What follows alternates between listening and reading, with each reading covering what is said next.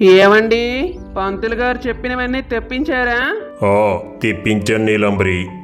ఆ సరే, ఆ కాగితం విజయ్కి ఇవ్వండి. ఏ ఏ పూజలు చెయ్యాలో అబ్బాయి చెప్తాడు. నాన్న విజయ్, అందులో ఏముందో చదవరా. అమ్మా, ఇప్పుడైతే నేను వీటిని చదివి వినిపించగలను, కానీ నువ్వు కొద్ది రోజుల పాటు వీటిని పాటించాలి. కనుక ఇన్ని పూజలు అంటే నువ్వు మరిచిపోయే అవకాశం ఉంది. అప్పుడు మళ్ళీ నీకు చదివి వినిపించాలి అంటే నేను ఆఫీస్లో ఉంటాను. అందుకే ఈ పేపర్ మోక్షకి ఇవ్వండి నాన్న. తను అయితే ఇంటిలోనే ఉంటుందిగా. మీకు ఎప్పుడు ఏ సందేహం వచ్చినా తనని అడిగి తెలుసుకోవచ్చు. అసలే పంతులు గారు చెప్పారు కదమ్మా, ఈ పూజలు నిష్ఠతో చెయ్యాలని, చాలా కఠినంగా ఉంటాయని. ఏదైనా తప్పు జరిగితే ఏమవుతుందో ఏమో. ఆ నువ్వు చెప్పింది నిజమేంద్రా.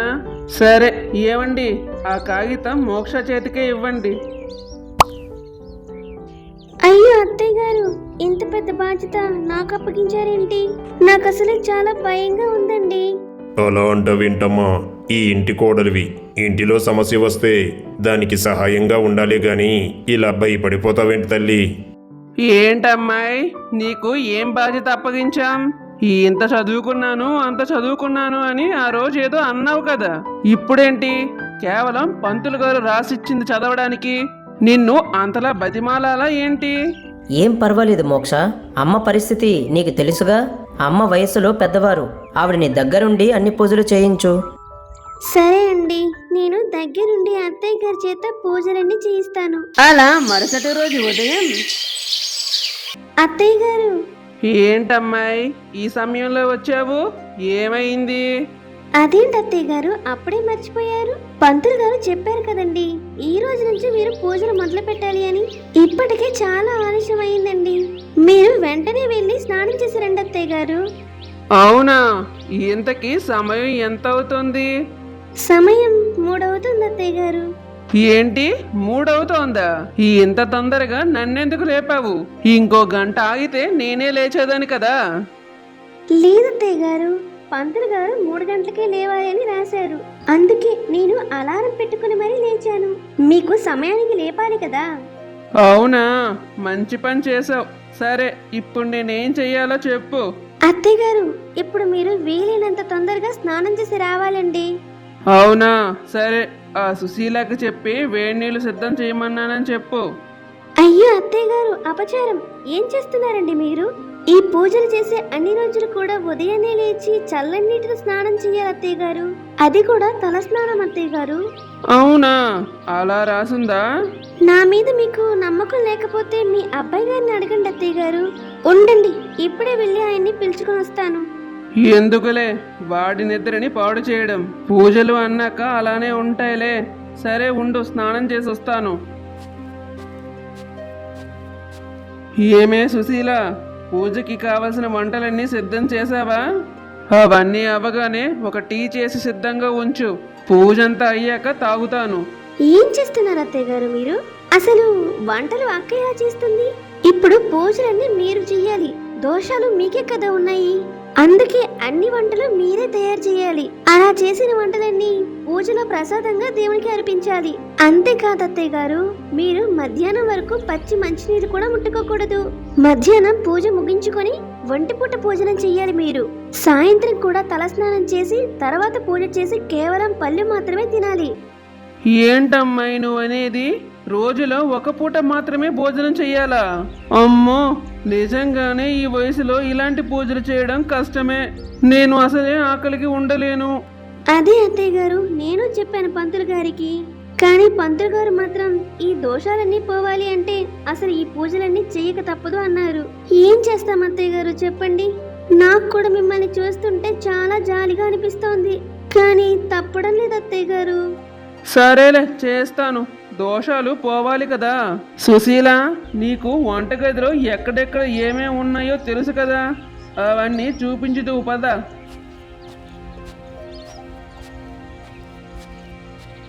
అత్తయ్య గారు, మీకు వంట చేయడం కష్టంగా ఉంటుంది కదండి. 1 గంటలో వంట అంతా నేను సిద్ధం చేస్తాను. మీరు అలా చూస్తూ ఉండండి. మోక్షకి మామయ్య గారికి మీరే చేశారు అని చెప్తానులేండి అత్తయ్య గారు. ఏంటే సుశీల నువ్వు చెప్పేది? అంటే నీ ఉద్దేశం ఏంటే? నాకు వంటలు రావు అనా, లేక నాకు వంట చేయడం చేత కాదు అనా? వంటలు రాకుండానే 2 పిల్లల్ని ఇంత కుటుంబాన్ని ఎలా పోషిస్తాను? నాకు ఏం చెయ్యాలో తెలుసు. నువ్వు ఎక్కడ ఏం ఉన్నాయో చెప్పు చాలు, అంతేగాని వెధవ సలహాలు ఇవ్వకు, అర్థమవుతుందా? సరే అత్తయ్య గారు. అమ్మా సుశీల, పాప ఏడుస్తుంది, ఇలా రా అమ్మా. అత్తయ్య గారు, పాప ఏడుస్తుందంట, పడుకోబెట్టి వస్తాను అత్తయ్య గారు. సరే వెళ్ళు. మామయ్య గారు, పాప ఏడవడం లేదు కదండి, మరి ఎందుకని ఏడుస్తుందని చెప్పారు?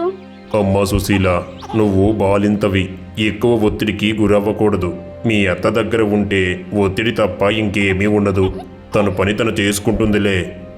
అయ్యో మామయ్య గారు, అత్తయ్య గారు చాలా కాలం తర్వాత వంట చేస్తున్నారు, తనకి ఏదైనా అవసరం ఉంటుంది కదా. అసలే పొద్దున్నే 3 గంటలకు లేచారు పాపం. ఉండండి మామయ్య గారు, అత్తయ్య గారికి వెళ్ళి సహాయం చేసి వస్తాను. మీరు కాస్త పాపని చూసుకోండి మామయ్య గారు. ఆగమ్మా సుశీల, పాపమని నువ్వు నీ అత్త విషయంలో జాలి చూపించకు. తను వంట చేసేదే పూజ కోసం, అయినా ఆ విషయమే మర్చిపోయి నిన్ను తిడుతుంది. పూజ కోసం చేసేదానిలో ఎంత ప్రశాంతంగా ఉండాలి, అలాంటి దానికి అలానే కావాలిలే. దేవుడు అందుకే తన జాతకంలో దోషాలు పెట్టాడు. తను చేసిన పూజలలో మనం ఏ పని చేయకూడదని పంతులు గారు చెప్పారు కదా. ఇలా కొంత సమయం గడిచింది. నీలాంబరి పూజ కూడా అయిపోతుంది. అయ్యో అత్తయ్య గారు, ఏం చేస్తున్నారండి? పూజంతా అయిపోయిందమ్మాయి, ప్రసాదాలు కూడా చేసేశాను. బాగా అలసిపోయాను, అందుకే విశ్రాంతి తీసుకుంటున్నాను. మధ్యాహ్నం వరకు ఎలాగ ఉపవాసమే కదా. అవును అత్తయ్య గారు, మీరు చేసిన ప్రసాదాలన్నీ ఇంట్లో అందరం తిన్నామండి. చాలా అంటే చాలా రుచిగా ఉన్నాయి అత్తయ్య గారు మీ వంటలన్నీ. అవును నీలాంబరి, నీ చేత్తో పాయసం పులిహోర తిని చాలా ఏళ్ళయింది. చాలా బాగున్నాయనుకో. అవునవును, ఎందుకు బాగుండవు, బాగానే ఉంటాయి. లొట్టలేసుకుని మరి తినుంటారే, ఇంకేం? అత్తయ్య గారు, మీరు ఇలా మధ్యాహ్నం నిద్రపోయి విశ్రాంతి తీసుకోకూడదండి. ఎప్పుడు కూడా దేవుణ్ణి తలుచుకుంటూ ఆ పూజ గదిలోనే ఉండాలండి. వెళ్ళండి అత్తయ్య గారు. ఏంటమ్మాయి, పూజ గదిలోనే రోజంతా ఉండి దైవనామస్మరణ చెయ్యాలా? కనీసం విశ్రాంతి తీసుకోవడం కూడా తప్పేనా? అవును అత్తయ్య గారు, మీరు ఉపవాసంతో ఉన్నప్పుడు మీ ధ్యాస అంతా దేవుని మీదే ఉండాలండి. అప్పుడే కదా అత్తయ్య గారు దేవుని కరుణ అంతా మీపై ఉంటుంది. అలా అయితే వేగంగా మీ దోషాలన్నీ తొలగిపోతాయి అత్తయ్య గారు. అవునవును, నువ్వు చెప్పేది కూడా నిజమేలే. సరే ఉండు, నేను వెంటనే పూజ గదిలోకి వెళ్తాను.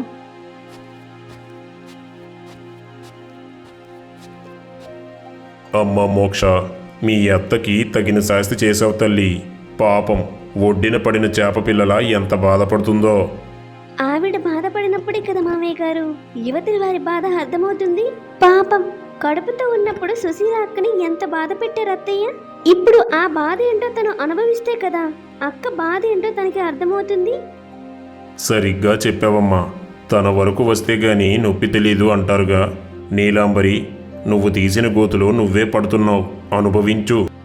ఇలా కొంత సమయం గడిచింది. అమ్మ, పొద్దునుండి అన్ని పనులు చేసి పూజ చేశాను. పైగా ఉపవాసం ఉండడం వల్ల చాలా నీరసంగా అయిపోయాను. అసలే పొద్దున్నే 3 గంటలకే లేచాను. పూజకు కావలసినవన్నీ సిద్ధం చేసి ప్రసాదాలు కూడా చేశాను. సరిగ్గా భోజనం కూడా లేదు. నాకు చాలా నీరసంగా అనిపిస్తోంది. మళ్ళీ పొద్దున్నే 3 గంటలకు లేవాలి, కాస్త విశ్రాంతి తీసుకోవాలి. వేగంగా వెళ్ళి పడుకుంటే అవుతుంది. అయ్యో అత్తయ్య గారు, ఏం చేస్తున్నారండి? ఏముందమ్మాయి, రేపు మళ్ళీ పూజ కోసం 3 గంటలకే లేవాలి కదా, అందుకే వేగంగా వెళ్ళి పడుకుందామని. అవును అత్తయ్య గారు, మీరు తొందరగా పడుకోండి. కానీ ఒక విషయం చెప్తామని వచ్చాను. మీరు ఈ పూజలన్నీ అయినంత వరకు కటిక నేల మీద పడుకోవాలి. ఈ విషయం ఇందాక చెప్పడం మర్చిపోయానండి, అందుకే ఇప్పుడు చెప్దామని వచ్చాను అత్తయ్య గారు. అవునా, నేల మీద పడుకోవాలా? అయినా ఇది వర్షాకాలం, బయట చలిగా ఉంది. ఇప్పుడు నేను నేల మీద ఎలా పడుకుంటానమ్మాయి? మరి మీ దోషాలన్నీ పోవాలి అంటే తప్పదు కదండి అత్తయ్య గారు.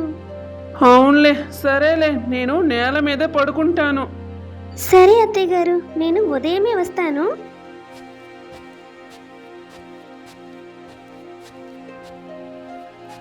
ఏంటో ఈ పూజలు ఇంత ఘోరంగా ఉన్నాయి. అయినా ఒక్క చంద్రగ్రహణం వల్ల నేను ఇన్ని నియమనిష్టలు పాటించాల్సి వస్తోంది. ఇప్పుడు నేను నేల మీద పడుకోక తప్పదా? ఏం చేస్తాం? ఒప్పుకున్న పెళ్లికి వాయించక తప్పుతుందా? నేల మీద పడుకోవాల్సిందే. అలా మరుసటి రోజు ఉదయం అత్తయ్య గారు పూజ అయిపోయిందా అండి? ఇప్పుడే పూజంతా అయిపోయింది. చాలా తొందరగా చేసేసారండి. సరే పదండి అత్తయ్య గారు, ఈ రోజు మనం గుడికి వెళ్ళాలి. ఏంటి గుడికా? ఇంట్లోనే చేశాను కదా ఇప్పుడు పూజ, మళ్ళీ గుడి వరకు ఎందుకు? మీరు గుడిలో కూడా కొన్ని పూజలు చేయాల్సి ఉంటుంది అత్తయ్య గారు. అవునా? సరే పద వెళ్దాం. నమస్కారం పంతులు గారు. నీలాంబరి గారు వచ్చారా? ఎలా జరిగింది మొదటి రోజు పూజ? మీరు బాగానే చేసి ఉంటారులే. కోడలు పక్కనే ఉండి చేయించుంటుంది. ఎంతైనా మీరు అదృష్టవంతులు తల్లి. మీకు దోషాలు పోవాలని ఇంటి కోడలు ఇద్దరూ కష్టపడుతున్నారు. మొదటి రోజు పూజ బాగా అయిపోయింది పంతులు గారు. ఇక్కడ గుడిలో ఏదో పూజలు చేయాలని రాశారు కదా, అవి చేద్దామనే వచ్చాం. అదే పంతులు గారు, రెండవ రోజు 108 ప్రదక్షిణలు చెయ్యాలి అని చెప్పారు కదా, దాని గురించి చెప్తున్నారు అత్తయ్య గారు. అవును తల్లి, గుడి చుట్టూ 108 ప్రదక్షిణాలు చేసి దేవుడికి అర్చన చేయిస్తే ఈరోజు పూజ ఫలం దక్కినట్లే. అమ్మో, 108 ప్రదక్షిణలా గుడి చుట్టూ చెయ్యాలా? నా వల్ల అవుతుందా పంతులు గారు? ఏమోయ్, ఇలా నువ్వే సందేహపడితే దోషాలు తప్పుతాయా? అసలే నీ దోషాలు మహాప్రమాదమని పంతులు గారు చెప్పారుగా. మీకు నేను బాధపడ్డం బాగా సంతోషంగా ఉన్నట్లుంది కదండి. అలా అంటావేంటి నీలంబరి? నీకు ఏం అవ్వకూడదనేదే నా బాధ. నువ్వు అనవసరంగా నన్ను అపార్థం చేసుకుంటున్నావు. అమ్మా నీలాంబరి గారు, మీకు మొదటే చెప్పాను ఈ పూజలు కఠినంగా ఉంటాయి అని. ఇప్పుడు మీరు ఇలా అంటే ఎలా? అంతేకాదు, ఈ పూజలు మధ్యలో ఆపినా ప్రమాదమే తల్లి. వెళ్ళండి వెళ్ళండి, వెళ్ళి ప్రదక్షిణలు మొదలు పెట్టండి. సరే పంతులు గారు. అలా నీలాంబరి గుడి చుట్టూ ప్రదక్షిణలు చేస్తుంది. ఇలా కొంత సమయం గడిచింది. అయ్యో పంతులు గారు, మా అమ్మాయికి పెళ్లి కుదిరింది. మంచి ముహూర్తం పెట్టడానికి మీరు రావాలయ్యా. అవునా సుబ్బయ్య, మంచిది. అమ్మాయి పెళ్ళి అంటున్నావు, చాలా పనులు ఉండి ఉంటాయి. సరే సరే, తప్పకుండా వస్తాను. చాలా సంతోషమయ్యా. కానీ అయ్యగారు, మా గురించి మీకు తెలియందేముంది? పేదవాడిని. అందుకే సంభావన ఎంతో చెప్తే ఇప్పటి నుండి పూజకి అన్నీ సిద్ధం చేసుకుంటాను. అయ్యో సుబ్బయ్య, నీ కూతురు పెళ్ళి అంటున్నావు, దానికి ఎన్నో ఖర్చులు ఉంటాయిగా. అందుకే ఈ పెళ్ళికి నువ్వు నాకు ₹1 కూడా ఇవ్వనవసరం లేదు. నీ కూతురు పెళ్ళికి కావలసిన పూజలన్నింటికి నేను ₹1 కూడా తీసుకోను. అయ్యో మీరు దేవుడయ్యా, నా కష్టాన్ని అర్థం చేసుకున్నారు. అంత పెద్ద మాటలు ఎందుకులే సుబ్బయ్య. నువ్వు ఆడపిల్లని పెళ్లి చేస్తున్నావు అంటే ఆడపిల్లని కాళ్ళు కడిగి కన్యాదానం ఇస్తున్నావు. పెళ్లిలో పెళ్లి కూతురు పెళ్లి కొడుకు లక్ష్మీనారాయణుడితో సమానం. అంటే పెళ్లి కొడుకు రూపంలో ఆదినారాయణుడికి కాలు కడిగి నీ ఇంటి లక్ష్మీదేవిని అప్పగిస్తున్నావు. అలాంటి అద్భుత రుణం అది. అలాంటి పెళ్ళి నా చేతుల మీద చేయడం నా అదృష్టమయ్యా. అది చాలు నాకు. అంతేకాదు, నువ్వు ఆడపిల్లను కనడం వలన నీకు కన్యాదానం చేసే అదృష్టం వచ్చింది. అది ఎన్నో జన్మల పుణ్యం. పంతులు గారు, ఆడపిల్లకి కన్యాదానం చేస్తే అంత గొప్ప? అవును తల్లి, ఆడపిల్లకి కన్యాదానం చేయడం అంటే ఎన్నో జన్మల పుణ్యఫలం. ఆ అదృష్టం అందరికీ రాదు. ఇదిగో సుబ్బయ్య, నీ కూతురికి పెళ్ళంటున్నావు కదా, ఇంటికి వచ్చి డబ్బు తీసుకుని వెళ్ళు. పెళ్లి ఖర్చులకి పనికొస్తాయి. చాలా కృతజ్ఞతలు తల్లి. నీ మేలు ఈ జన్మలో మర్చిపోలేను. నీ కుటుంబం చల్లగా ఉండాలి. ఇలా కొంత సమయం గడిచింది. అమ్మా, ఈ కాలు నొప్పులు తట్టుకోలేకపోతున్నాను. అయినా 108 ప్రదక్షిణాలు అంటే మాటలా? అది కూడా ఉపవాసం మీద. వామ్మో! అత్తయ్య గారు, మీరు ఉదయం నుండి ఏం తీసుకోలేదు కదండి.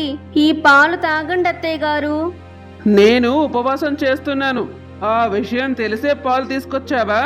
అంటే ఏంటే, నా పూజ నువ్వు పాడు చేద్దాం అనుకుంటున్నావా?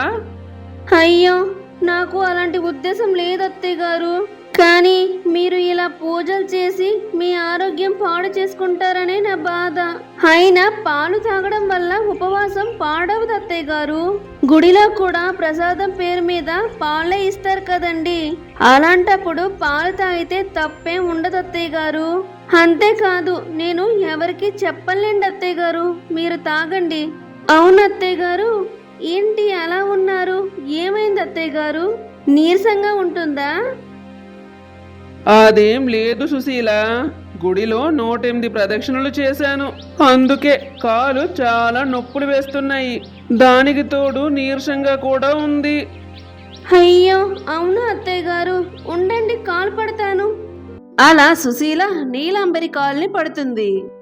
చాలే సుశీల, నువ్వు వెళ్ళు. పాపని ఒంటరిగా వదిలి వచ్చావు కదా. అసలే మొన్న నీకు పాప పుట్టింది. చాలా నీరసంగా ఉండుంటావు. వెళ్ళి విశ్రాంతి తీసుకో. పర్వాలేదులేండి అత్తయ్య గారు. ఇంకా కాసేపు ఉండండి, మీరు పడుకోండి, చెప్తాను.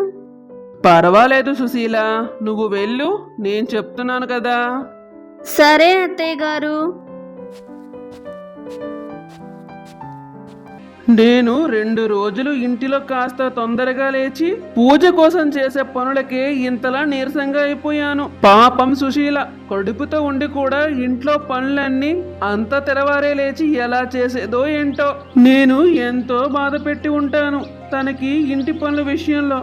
తనని అసలు విశ్రాంతి తీసుకొనించేదానే కాదు. కానీ ఈ రోజు నాకు కష్టం వస్తే ఎంతో అల్లాడిపోతోంది సుశీల. నిండు బాలింత అయినా ఇప్పటి వరకు నా కాలు నొక్కింది. ఇలాంటి అమ్మాయిని ఎన్నెన్ని మాటలు ఆడాను చాచా అని ఆలోచనలో పడుతుంది నీలాంబరి. అక్క, ఏం చేస్తున్నావక్క? ఏం లేదు మోక్ష, పాపకి పాలు కలుపుతున్నాను. అవునా, సరే. అత్తయ్య గారికి పూజల వల్ల మనకి వంట శ్రమ తప్పిందనమాట కదక్క? అవును మోక్ష, కానీ అత్తయ్య గారు ఈ వయసులో ఈ పూజలన్నీ చేయలేకపోతున్నారు పాపం. ఏం చేస్తామక్క, తప్పదు మరి. ఆవిడ కోపమే ఆవిడ పూజలకి కారణమయ్యేలా చేసింది. ఆవిడ అందరిపై కోప్పడితే గ్రహాలు ఆవిడపై కోపడ్డాయి. మనమైనా ఏం చేస్తాం చెప్పక్క? మోక్ష, అత్తయ్య గారికి ఇది వరకు కంటే కోపం తక్కువైనట్లు ఉంది. ఏమంటున్నావక్క? అవును మోక్ష, నిన్న అత్తయ్య గారికి కాలు నొప్పులంటేను అని జరిగిందంతా చెప్పసాగింది సుశీల. అవునా, మంచి మాట చెప్పావక్క. ఆవిడ మారడం కంటే మనకింకేం కావాలి చెప్పు. సరేలే అక్క, తొందరలోనే అన్ని చక్కబడతాయి. సరే అక్క, ఆయన గారికి పని ఏదో ఉందని బయటికి వెళ్తా అని చెప్పారు. తనకి ఏదో ఫైల్స్ కావాలంట. వెళ్ళి నేను తీసిస్తాను. నువ్వు వెళ్ళి పాపకి పాలు తాగించు. మనం తర్వాత మాట్లాడదాం. విజయ్, నేను నీకొక విషయం చెప్పాలి. ఏంటది మోక్ష? మీ అమ్మగారిలో మార్పు రావడం మొదలయ్యింది. అది తొందరలోనే అత్తయ్య గారు మారుతారు విజయ్. అవునా? నువ్వు చెప్పేది నిజమా మోక్ష? అవును విజయ్, ఇందాక అక్కతో మాట్లాడుతుంటే అంటూ జరిగిందంతా చెప్పసాగింది మోక్ష. పోనీలే తల్లి, నీ దయ అని ఆ నీలాంబరిలో మార్పు రాబోతుంది. నాకు చాలా సంతోషంగా ఉంది. అయితే ఈ పూజ నాటకం ఆపేయడమేనా మోక్ష? లేదు విజయ్, 1-2 పనుల వల్ల మార్పు రాదు. ఒకరికి బాధ కలిగితే ఇంకొకరికి నొప్పి రావాలి. అలా ఉన్నప్పుడే కదా వారిలో మార్పు వస్తుంది. అలా వచ్చిన మార్పు జీవితాంతం ఉంటుంది. ఇంకా ఒకే ఒక్క పూజ, ఆ ఒక్క పూజతో ఈ ఇంటిని అందమైన అరవిల్లుగా మార్చేద్దాం. ఈ పూజ మనిషిని బాధ పెట్టచ్చు, కానీ మనసుని దగ్గర చేస్తుంది. సరే మోక్ష, నువ్వు ఏం చేసినా దానిలో ఒక అర్థం ఉంటుందిలే. తొందరగా ఆ పూజ చేసి మా అమ్మకి పట్టిన దెయ్యాన్ని వదిలించే. అప్పుడు అందరం సంతోషంగా ఉండొచ్చు. అలా మరుసటి రోజు ఉదయం, అత్తయ్య గారు, మీరు ఇన్ని రోజులు చాలా కఠినంగా పూజలు చేశారండి. ఈ రోజే ఆఖరి పూజ. ఈ పూజ అయిపోతే మీకున్న దోషాలన్నీ తొలగిపోతాయని పంతులు గారు చెప్పారండి. అవునా? పూజలన్నీ అయిపోయినట్లేనా? సరే, ఆఖరి పూజ ఏదో అంటున్నావు కదా, తొందరగా చెప్పు, చేసేస్తాను. ఆ పూజను మీరు గుడిలో చెయ్యాలి అత్తయ్య గారు. అవునా? సరే పద వెళ్దాం. అవును, మీ మామయ్య గారు ఎక్కడా కనిపించడం లేదు? మామయ్య గారు అక్కడ గుడి దగ్గర పూజకు కావాల్సినవన్నీ ఏర్పాట్లు చేస్తున్నారు. మీరు పదండి అత్తయ్య గారు. రా నీలంబరి, నీ కోసం అంతా సిద్ధంగా ఉంది. ఏమండి, ఏంటండి ఇదంతా? అమ్మా నీలాంబరి గారు, మీరు పూజలన్నీ దివ్యంగా చేశారు తల్లి. ఈ ఒక్క పూజ అయిపోతే మీ దోషాలన్నీ పోవడానికి గ్రహాలు అనుకరిస్తాయి. ముందు ఆ దేవుణ్ణి తలుచుకొని ఈ నిప్పుల గుండాన్ని తొక్కి వెళ్ళండి. అంతే, ఇంకా అంతా మంచి జరుగుతుంది. ఏంటి, నేను నిప్పుల గుండం తొక్కాలా? అమ్మో, నా వల్ల కాదు, నేను ఈ పూజను చేయలేను. అలా అంటారేంటి అత్తయ్య గారు? మీ దోషాలన్నీ తొలగిపోవాలి అంటే నిప్పులు తొక్కాలంట. మీరింకా ఏం ఆలోచించకండి అత్తయ్య గారు. నేను ఆ నిప్పులు తొక్కితే ఆలోచించడానికి ఇంకేం ఉండదు. అయినా నువ్వు నాపై పగ వల్లే కదా ఇలా మాట్లాడుతున్నావు. నా కాలు కాలితే చూసి ఆనందించాలనుకుంటున్నావు కదా? అయ్యో, అలా అంటారేంటి అత్తయ్య గారు? నేనెప్పుడూ మీరు బాధపడితే చూడాలి అనుకోలేదండి. మీకు అంతలా నా మీద అనుమానం అనిపిస్తే ఈ నిప్పుల గుండాన్ని నేనే ముందు తొక్కుతాను అని మోక్ష నిప్పుల్ని తొక్కుతుంది.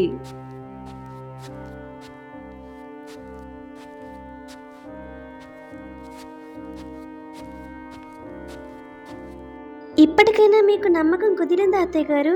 లేదంటే ఇంకోసారి తొక్కమంటారా?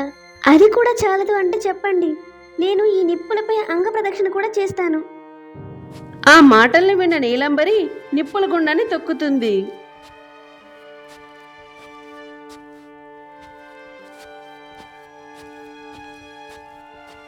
ఇలా కొంత సమయం గడిచింది. అయ్యో, అత్తయ్య గారికి ఏమైంది మామయ్య గారు? ఏం లేదు తల్లి, పూజ ఆఖరి రోజు కనుక మీ అత్తయ్య నిప్పులు తొక్కింది. అందుకే కాలు అలా కాలిపోయాయి. అసలు ఈ వయసులో అత్తయ్య గారు నిప్పులు తొక్కడం ఏంటి మామయ్య గారు? అసలు మోక్ష, ఏమనుకుంటున్నావు నువ్వు? పూజల పేరుతో అత్తయ్య గారికి ప్రాణాల మీదకి తీసుకొస్తున్నావు.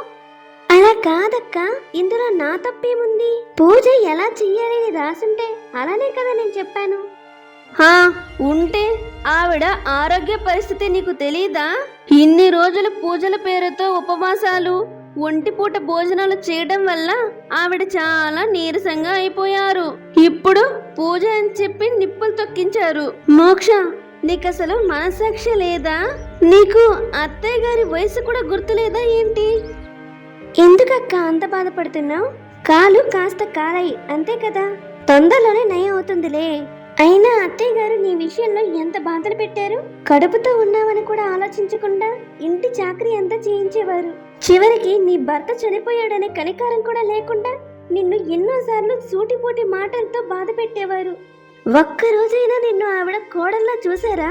కనీసం మనిషిలా అయినా చూసిందా? పూజలు చేయకపోతే దరిద్ర జాతకం అన్నారు. అలాంటిది ఈరోజు కొన్ని పూజలకి అలా అయిపోయారేంటి? ఆడపిల్ల పుడితే అనరాని మాటలన్నీ అన్నారు. కానీ ఆవిడ కూడా ఒక ఇంటి ఆడపిల్ల అనే విషయం మర్చిపోయారే. ఆవిడ చాదస్తంతో ఇంటి అందరినీ ఎంతలా బాధ పెట్టారు. కానీ అత్తయ్య గారికి ఈరోజు పూజలు చేయడం వల్ల నొప్పి వస్తుందంటే ఎలాగా? అనడం తేలికేనక్క, చేస్తేనే కష్టం తెలుస్తుంది. మోక్ష, ఆప్తావా నువ్వు? కొత్తగా ఇంటికొచ్చిన కోడలివి. ఆవిడ ఏంటో నాకు తెలుసు. అయినా అత్తయ్య గారు అంటే నన్నే కదా అన్నారు. దానికి నీకు వచ్చిన బాధ ఏంటి? అత్తయ్య గారు నన్ను ఏదైనా అంటారు. ఆవిడకి ఆ హక్కు ఉంది. ఎందుకంటే ఆవిడ నా తల్లి లాంటిది. వదినా, అమ్మ విషయంలో మోక్ష ఏం చేసిందని తనని ఎలా అంటున్నారు? పంతులు గారు చెప్పినవే కదా మోక్ష చేయించింది. తనకి అమ్మపై ఎలాంటి కోపము లేదు. ఇంకా అమ్మే తనని చాలా విషయాల్లో బాధ పెట్టింది. అమ్మా సుశీల, నువ్వు అనుకున్నట్లు మోక్ష ఏదో మనసులో పెట్టుకొని ఈ పని చేయలేదమ్మా. నిజానికి మీ అత్త కంటే మోక్షనే ముందుగా నిప్పుల గుండాన్ని తొక్కింది. విజయ్, మోక్షాని గదిలోనికి తీసుకువెళ్ళరా. అమ్మ మోక్ష, నువ్వు వెళ్ళు తల్లి.